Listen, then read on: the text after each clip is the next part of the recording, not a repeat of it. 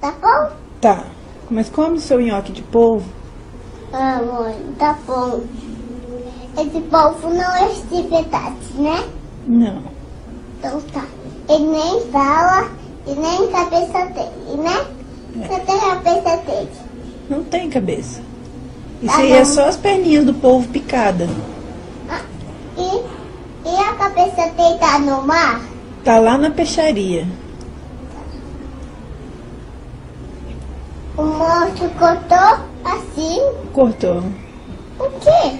Pra gente poder comer, porque senão a gente ia ter que engolir inteiro. Mas por quê? É pra comer, amor. Igual corta o boi, corta a galinha. Ah, a carinha? E quem come também? Ninguém come a galinha? É os animais. É? É. Mas vamos comer o nhoque? Come a batata então. Só batata e só arroz. Tá, Nem polvo é os animais.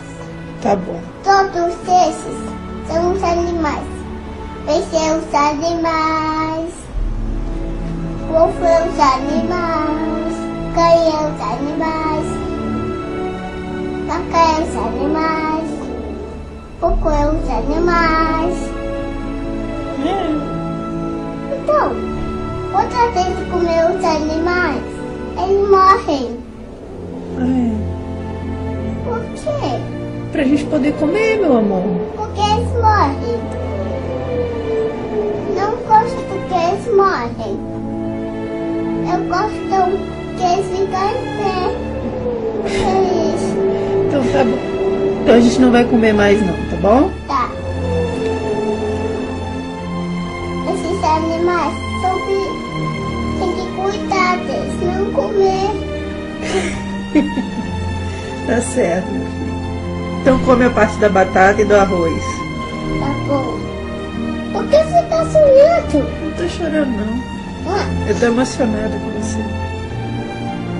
eu tô fazendo uma coisa ainda.